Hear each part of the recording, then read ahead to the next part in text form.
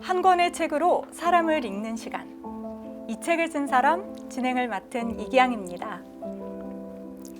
불교는 언제 어디에서 이 땅에 들어왔을까요? 오늘의 이 책은 이 질문들을 모두 처음으로 되돌려 놓습니다. 네, 오늘의 책은 가야 불교입니다. 한국 불교의 시작을 가야에서 찾는 이 책의 저자 도명 스님을 모셨습니다. 스님 어서 오세요. 네, 반갑습니다. 동명입니다. 네, 스님 우리 간단한 소개 좀 부탁을 드리겠습니다. 네, 반갑습니다. 예, 저는 현재 범어사 성보박물관 부관장 소임과 함께 밀양 여여정사 주지 소임을 맡고 있는 도명 스님이라고 합니다.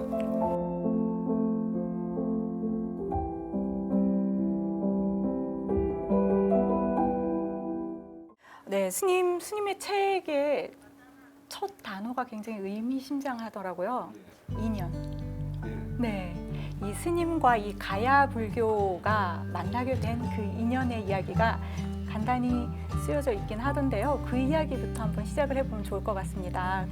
예, 제가 가야 불교를 만나게 된 것은 2009년도에 저희 은사 스님이신 현재 범어사 방장 정혁 큰 스님께서 김해에 포교원을 열어주셨습니다. 그래서 제가 이제 김해에 부처님의 가르침을 전하는 포교원 이제 주지 소임을 보고 포교를 쭉 하게 되었는데 몇 년이 이제 지났습니다. 몇 년 지나고 제가 이제 김해에 불사를 하기 위해서 저 이제 산 쪽에 조그만 암잘 하나 짓기 위해가 땅을 매입을 했었는데 이제 그 이후에 당시에 이제 가야대학교 총장이신 이제 서용규 교수님을 그때 이제 뵙게 되었습니다. 뵙고 첫 만남인데 밥을 먹고 나서 차 한잔 하시면서 이제 이 불사에 대한 얘기를 자연스럽게 나오게 됐는데 그때 이제 총장님께서 스님 혹시 절 이름 지었습니까? 이렇게 묻는 거예요. 네. 절 이름 아직 짓지 않았습니다. 그러니까 즉시에 스님 가야정사 어떻습니까? 이렇게 제안을 하시더라고요. 또 당신이 이제 가야대학교 당시 총장이셨고 또 김해 지역이 가야 땅이니까 그래서 그 의감이 또 괜찮고 해서 좋습니다 이렇게 이제 된 거예요. 그런데 이제 절에 와서 생각해 보니까 절 이름은 지어졌는데 제가 여여정사 이제 주지 소임을 당시에 맡고 있었는데 이제 여여정사라고 하는 이 절 이름에 대해서 많은 사람이 묻습니다. 스님, 여여의 뜻이 뭡니까? 여성들만 다니기 때문에 여여정사입니까? 부터해서 이제 여러 가지 그런 질문들을 하시길래 제가 가야정사라고 지으면 가야에 대한 질문을 이 절 이름에 대해서 질문을 하시겠구나 싶어서. 그렇죠. 스님 왜 가야 정사예요? 그렇죠. 부를 것 같은데요. 그래서 이제 뭐 인터넷 검색을 좀 해서 이제 가야에 대한 것을 보니까 가야 불교라는 얘기도 나오고 그리고 그동안 제가 이제 관심을 가지지 않았던 은하사, 흥부암, 장유사 이런 사찰들에 대한 스토리가 이제 쭉 나오는 거예요. 뭐 그러다가 그 당시에 이제 저희 포교원에서 이제 여여향이라고 조그마한 사찰 기관지를 하나 만들었는데 이제 그때 가야 불교를 찾아서라는 그런 부분을 하나 만들어서 그때 이제 이 가야 불교의 권위자들을 직접 제가 찾아뵙고 인터뷰하던 것으로부터 이제 인연이 시작되었습니다. 시작됐군요.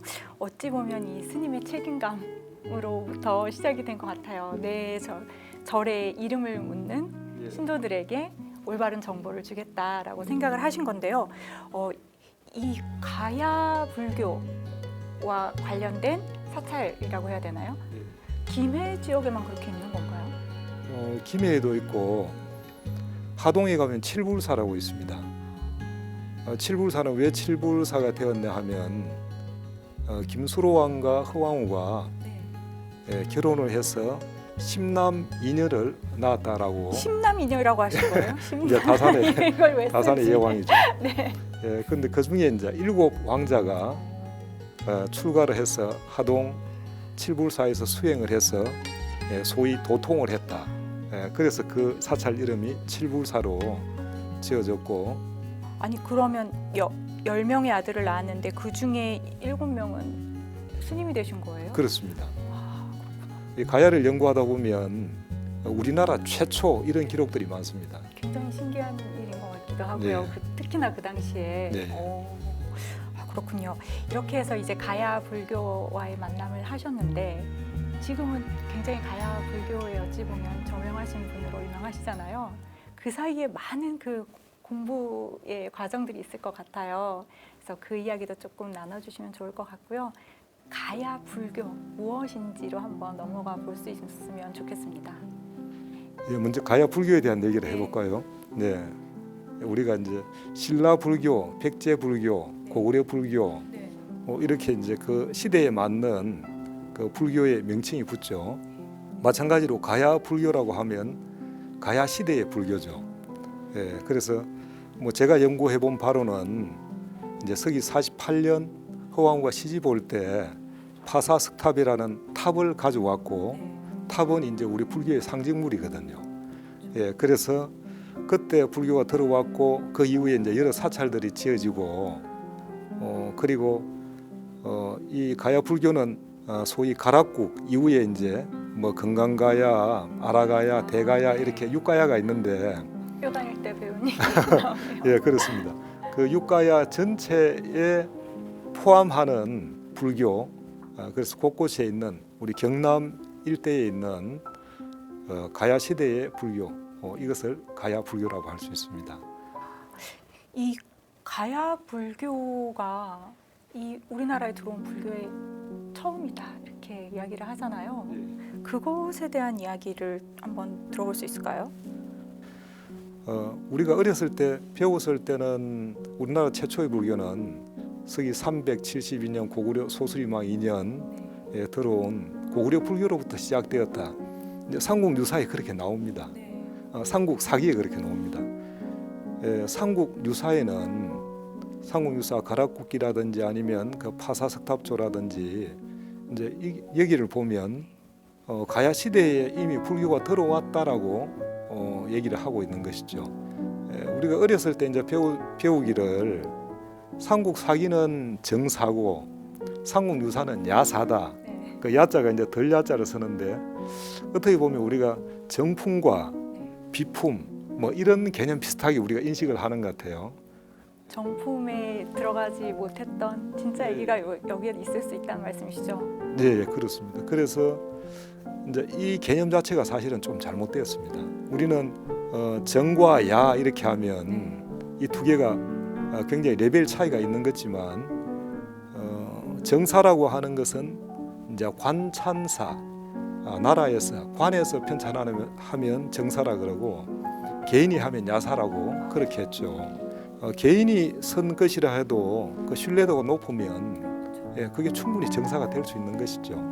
그래서 이제 삼국유사는 그동안 많이 좀 평가절하됐는데 지금은 이제 삼국유사가 굉장히 중요한 책이다.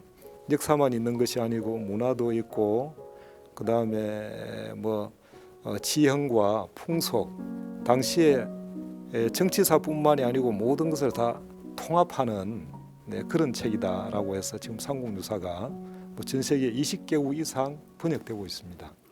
그렇군요. 그 안에서만 봐도 이 가야 불교가 그 이전에 들어왔다는 많은 고증이 있다는 말씀이신 것 같은데요. 주장에 대해서 가장 많이 받으신 또 반론도 있을 것 같아요. 아무리 삼국유사의 뭐 이런 부분에서 입증할 수 있다라고 해도 아니 고구려가 1등이야 뭐 이렇게 할 수도 있을 것 같거든요.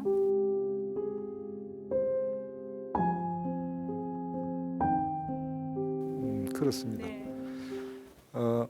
우리 이제 세상에는 이래 관념이란 게 있죠. 아까 얘기한 통설 또 관념 이런 것들은 한번 주류의 관념이 이렇게 딱 정해지고 나면 이제 새로운 게 나오고 사실이 나오더라도 그것을 뒤집기는 굉장히 어렵습니다. 거짓과 잘못된 것이라도 그 세월이 오래되고 또 많은 사람들이 그렇게 믿으면 누군가가 한 사람의 어떤 진실을 가지고 그 관념을 깨기는 너무나 힘듭니다.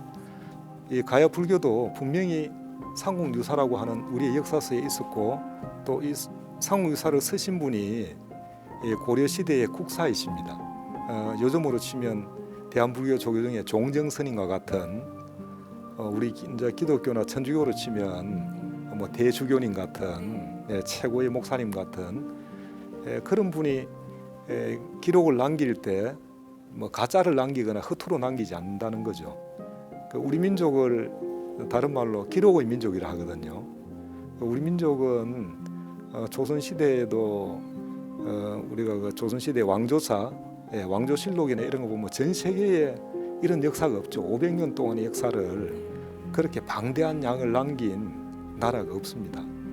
그래서 우리 조상들이 남긴 특히 최고의 수행과 어떤 권위를 가진 이련 스님께서 남긴 그 기록을 야사라는 프레임으로 또 전문 역사가가 아니다는 프레임으로 그동안 사실은 굉장히 평가가 절하됐는데 또 그 근원으로 올라가면 결국은 일제 강점기, 대일 항쟁기 때 우리나라를 점령하기 위해서 일본인들이 우리 역사를 축소 왜곡했던 그 결과로 이제 그렇게 되었습니다. 이 반론의 근거, 그들의 근거는 이제 기록이 충분하지 않다. 그것인데요. 실제로 이 정말 기록이 없는 것 때문에 이 가야 불교가 이 최초로 인정을 받지 못하는 건가요?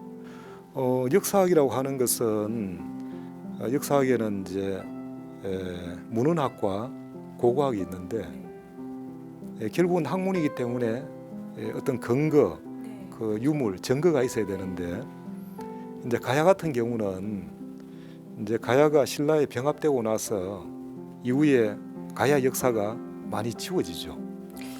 그렇겠네요. 예. 그리고 왜 이제 그렇게 지우냐 하면 그 역사가 남아 있으면 다음에 부흥운동, 일종의 또 반란이 일어날 수 있는 것이죠. 그래서 그 정신을 사멸시키기 위해서 그 뿌리, 이제 뿌리는 결국 역사니까 역사를 다 왜곡시키거나 역사를 없애죠. 그리고 이제 이련 스님이 이 가락국기를 남길 때 이전에 있던 가락국기의 원본을 보고 그 일부를 남긴다라고 그렇게 말씀을 하셨거든요. 그러면 가야가 망하고 나서도 이 가야인들도 뛰어난 문화를 가졌기 때문에 자기네들 나름대로 역사를 어떤 방식으로든지 많이 남겼고, 그런데 이제 문헌은 많이 없어졌죠. 그런데 김해 박물관이나 대성동 고문박물관에 가면 가야의 도자기 부터 해서 뭐 또 가야의 철기 이런 것들은 지금 봐도 너무나 아름답고, 특히 이제 가야의 장식품인 귀걸이나 목걸이 이런 거 보면 지금 예를 들어가 괜찮을 정도다. 안홍선님께서 지금 목에 이래 둘러도 전혀 그 어떤 유행에 뒤처지지 않는 그런 아름다움이 있습니다. 그 시대의 그런 아름다움 진짜 좀 그냥 거기서 끝나지는 않는 것 같아요. 오히려 옛날 게 더 아름다운 것 같기도 하거든요. 파사석이라고 하나요? 그 돌이 우리나라 거가 또 아니다. 뭐 이런 여러 가지 얘기들이 있더라고요. 그 얘기도 조금 해주시면 어떨까요? 이제 파사 석탑이 진짜냐 아니냐. 상국유사일에 이제 파사 석탑이 나오고, 그리고 이제 이 지역에 사는 사람, 특히 이제 김해 김씨나 김해 허씨, 인천 이씨, 이제 가락 종친회라 그러는데 또 이분들은 이 스토리를 믿죠. 그리고 상국유사에 나와 있는 이 얘기를 신뢰하는 사람들은 지금 현재 허왕우릉에 있는 그 파사석이 허왕과 시집 올 때 싣고 탑이 맞다. 다만 원래의 모양은 이런 사각, 정방향의 탑이었는데 그걸 싣고 나가면 이제 파도가 가라앉는다고 하니까 어부들이 바다에 나갈 때마다 그것을 조금씩 떼어가서 부적처럼. 맞습니다. 그걸 이제 우리 벽사라고 하는데 삿된 기운을 물리친다라고 해서 부적처럼 이제 그렇게 가다 보니까 그게 많이 뭉뚱그려졌고, 그런데 이제 우리의 그 강단사 우리 이제 뭐 교수님들은 그 상문유사도 신뢰하기 어렵다. 전문 역사가 쓴 책이 아니고, 그리고 2000년 전에는 허왕우가 이쪽으로 올 수가 없다. 그런 항해술도 없었고 배도 없었다. 그래서 이것은 김해 김씨와 또 불교계에서 사찰 비전이스를 위해서 만들어낸 일종의 창작 설화다, 이렇게 이제 했던 거죠. 허황우라는 사람 자체가 없었다. 혹은 그냥 그렇죠. 한국인이었다. 예, 예. 가야인이었다. 이렇게 얘기를 하는 거네요. 그리고 우리 일반 국민들은 이제 가야도 믿고 수로왕 허왕우의 존재를 다 신뢰하지만 분명히 삼국 사기 상공유사에는 서기 42년 가야가 건국되었다라고 하는데, 뭐 일본의 학자들이나 아니면 일본 학자들을 신뢰하는 우리 학계 일부에서는 가야는 3세기 말이라면 200년대 말이나 또 4세기 말 이렇게 그 가야의 건국 연도를 200~300년 늦추어 봅니다. 왜요? 그래서 수로왕 분명히 나라를 세웠다라고 하지만 수로왕이 세운 나라는 나라가 아니고 일종의 부족 국가 내지는 마을인가요? 마을, 그런 시족 네. 내지는 이제 그걸 전문용어로 군장 사회라고 하는데, 그러니까 제대로 된 국가가 아니다, 이렇게 이제 폄하하는 거죠. 이제 그런 영향들이 많이 있어왔고, 그래서 이 파사석탑의 그 진위도 오랫동안 논란이 되었습니다. 그 2019년도에 이제 김해시에서 그렇다 그러면 이걸 한번 제대로 규명을 해보자 해가, 그래서 이제 고려대학교 산학협력단에 이것을 파사석 이제 일부 그 조각들을 보내가지고 성분 분석을 하니까 놀랍게도 우리나라에는 이런 돌이 나지 않는다라는 결론이 났습니다. 근데 그동안은 통쾌했겠네요. 그렇습니다. 그동안은 뭐 우리 강단의 주류 뭐 가야 학계에서나 허왕우도 부정하고 이 파사석 잡채를 부정하고, 이건 우리나라의 뭐 강원도 영월에도 나고 한반도 남부에도 나고 이거는 흔한 돌이다, 이렇게 했는데 실제로 성분 분석을 딱 해보니까, 전문가들이 해보니까 우리나라에 안 난다는 게 밝혀졌죠. 그러면 이 상공유사의 신뢰도가 더 높아질 수밖에 없는 것이죠. 이 허황우와 파사석탑의 이야기가 굉장히 중요한 부분이라고 하잖아요. 그게 이제 어찌 보면 그 불교가 허황우와 함께 석탑과 함께 들어온 그 시기에 대한 이야기를 하고 있는 것 같은데요. 이렇다면 사실은 이 삼국의 불교 또 가야 불교, 여기는 조금 차이가 있지 않을까 하는 생각이 들어요. 좀 어떤 차이가 있을까요? 차이가 아마 있을 겁니다. 우리가 종교라고 하는 것은 그 국가의 정체성과 아주 분리될 수는 없거든요. 근데 가야는 고구려 백제 신라보다 한참 늦게 그렇게 건국이 되었거든요. 이제 서기 42년 건국이 되었으니까 기원 후에 건국이 되었죠. 그래서 기원 후에 건국은 되었지만은 고구려 백제 신라와 다르게 이제 육가야 연맹이라고 해서 그 가락국기에도 보면 가야국의 건국에 대한 우리가 구지가 속에 이제 그 건국에 대한 6난 6개의 알에 대한 얘기가 나오고, 그 알에서 다 6 형제들이 나와서 육가야가 되었다라고 하는데, 고구려 백제 신라는 전부 대륙에서 왔단 말입니다. 대륙을 거쳐서 왔거나, 그런데 가야는 불교의 탄생지라는 인도에서 바로 직수입되었습니다. 바다를 건너서. 예, 바다를 건너서 인도도 삼면이 바다고 우리도 삼면이 바다고, 당시에 가야는 해상 강국이었고, 이게 여러 나라를 이렇게 거쳐서 오다 보면 그 나라마다의 문화의 영향을 또 받으면서 올 것 같고, 어찌 보면 인도에서 그냥 바로 직수입이라고 아까 하셨잖아요. 바로 왔기 때문에 인도의 불교에 오히려 좀 더 흡사할 것 같다는 생각이 드는데요. 자, 이 인도에서 바로 들어온 이 가야 불교는 좀 어떤 성격의 불교였을까요? 그 인도 사람들도 그 당시에 자기네들이 믿는 그 토속, 그 멀리 떨어져 있으니까 고향에 대한 그리움도 있을 것이고, 그런 토속적인 내용, 그리고 가야 불교를 들여다보면 안에 그 안에는 뭐 호국 불교 요소도 있고 대성, 소성, 밀교, 도교 가야 자체가 굉장히 오픈되어 있고 융복합적인 성격의 나라인데 그 인양이 그대로 가야 불교에도 남아 가야 있습니다. 불교도 굉장히 이렇게 융복합적인. 융복합적인. 예. 그렇군요. 이 스님이 보시기에 한국사에서 이 불교는 어떤 역할을 해왔다고 보시나요? 그 불교는 외래에서 이제 들어왔기 때문에 외래 종교이기도 하죠. 네. 우리 기독교도 외래 종교고 다 외부에서 들어온 종교이기 때문에 우리 민족 원래의 전통 종교는 아니죠.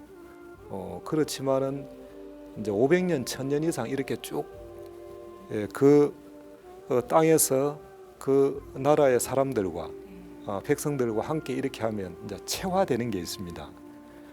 그래서 인도의 불교가 중국으로 하면 중국화되어서 또 다른 네. 맛이 있고 또 마찬가지로 우리나라에 오면 중국 불교와 다른 일본 불교와 다른 또 한국 고유의 불교가 이렇게 만들어집니다.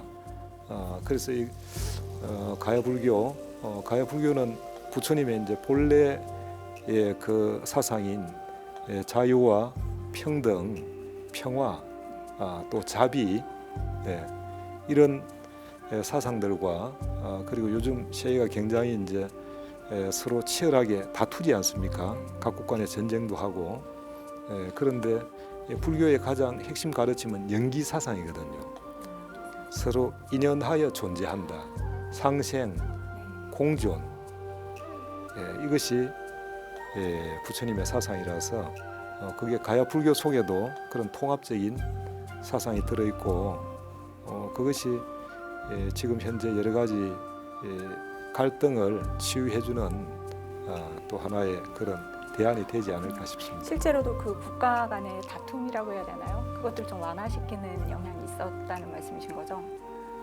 불교는 이제 종교로서 많이 그렇죠. 불교는 첫째는 이제 평화의 종교니까 또 인과의 종교니까 우리가 힘이 강하다 해서 다른 사람을 약한 사람이나 국가를 공격하거나 그렇게 했을 때는 영원히 또 강한 나라가 없잖아요. 또 상대는 또 거기에 대한 일종의 앙심이나 그걸 품고 있다가 다음에 또 이렇게 이제 또 대가품을 하게 되는 것이죠. 그래서 서로 원수가 원수를 낳고 또 복수가 복수를 낳고 이제 끝없는 갈등과 불행이 이어지게 되는 것이죠. 사실은 이 종교라는 게 사실은 빈부를 떠나서 누구나 이렇게 문화로서 가지고 있는데 자 오늘을 사는 우리에게 이 가야 불교에 대해서 다시 한번 이야기를 해주신다면 어떤 말씀을 한번 들어볼 수 있을까요?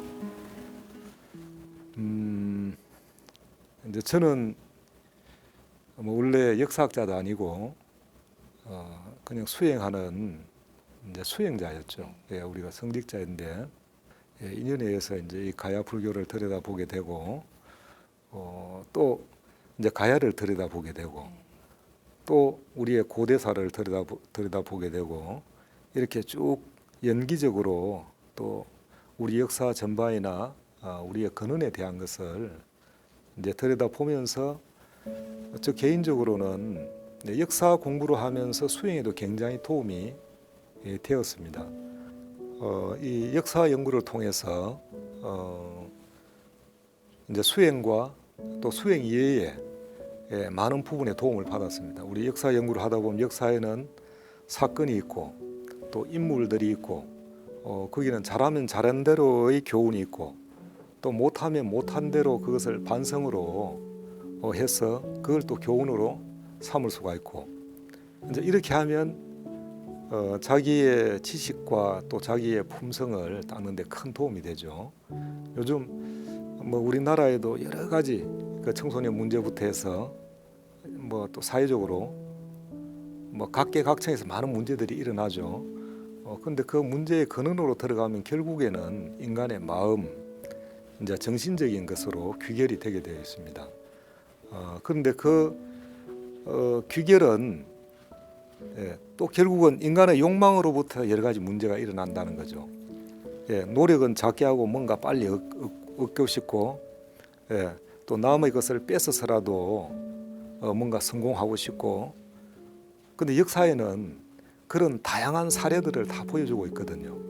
그래서 역사를 연구하게 되면 자연스럽게 바른 인성을 갖춰지는 토대가 되게 되어 있습니다. 근데 요즘은 이제 청소년들이 자기의 본관이라든지 또 할아버지 할머니 이름도 잘 모르는 시대가 되었죠. 그런데 이런 뿌리 교육은 굉장히 중요하고, 인간은 자기 뿌리에 대한, 자기 근원에 대한 그런 뭔가 갈구가 있는 것 같아요. 그래서 저는 뭐 가야 불교라고 하는 특정 부분을 이제 연구를 했지만 이것을 이전해서 역사를 들여다보게 되었고, 그래서 우리가 바른 역사 교육을 통해서 우리의 근원, 또 한민족의 뿌리, 또 중국과 일본이 가지지 못한 우리 고유의 위대한 사상과 철학이 있는 것을 보았습니다. 그것이 곧 개화한다라고 그렇게 생각합니다. 네, 이제 우리가 어느 시대에 살고 있던지 이 역사를 공부하고 근본을 찾아보고 하는 것을 통해서 더 만개할 수 있다, 이런 말씀이신 거 제가 들었습니다. 네, 좋은 말씀 오늘도 많이 들어서 정말 좋은 시간이었고요. 또 기회가 된다면 이 가야불교뿐만 아니라 다른 시대의 또 불교 이야기를 통해서 우리 역사 이야기를 한 번 더 들어봤으면 좋겠다는 생각을 했습니다. 스님, 한 번 다시 초대하시면 나와주실 거죠? 아유, 뭐 불러주셨어요. 감사합니다. 많이 부족합니다. 네. Reaching higher places only to fall. 이 가야불교 빗장을 열다, 이 내용들은 제가 기존의 문헌들을 세밀하게 연구하고 또 현장에 직접 발품을 팔아가면서 그렇게 답사의 결과로 만들어진 새로운 연구들이 많습니다. 그런데 이런 새로운 연구들 할 때 가장 중요한 것은 고정관념을 가지지 않는다는 것입니다. 우리는 누구나 다 고정된 생각, 고정관념을 가지고 있는데 그 고정관념이 진실을 밝히는데 많은 장애를 초래하게 됩니다. 그래서 우리가 통념이라 할지라도 그것을 다시 한번 재고해 볼 수 있는 그런 마음, 또 하나의 사실에 대해서도 이제 위에서도 보고 또 입체적으로도 보고 이렇게 다양한 시각으로 또 열린 마음으로 볼 수 있을 때 언제나 진실은 우리를 기다리고 있는 것 같습니다. 여러분들께서도 그러한 마음으로 세상을 바라보고 또 어떤 자기가 당면한 분야에 그런 자세로 살아가신다면 늘 신선하고 또 흥미로운 그런 결과들을 얻으실 수 있을 것이라 생각됩니다. 이 책은 저마다의 질문에서 시작을 하고요. 또 그 질문은 결국 이 한 사람의 삶으로 귀결되는 것 같습니다. 네, 오늘 우리는 가야불교라는 책을 통해서 우리 도명스님과 함께 가야불교 이야기를 잘 들어봤습니다. 네, 한 권의 책과 한 사람을 만나는 시간, 이 책을 쓴 사람. 네, 다음 시간에도 좋은 책, 좋은 사람과 함께 다시 찾아오겠습니다. 시청해 주셔서 고맙습니다.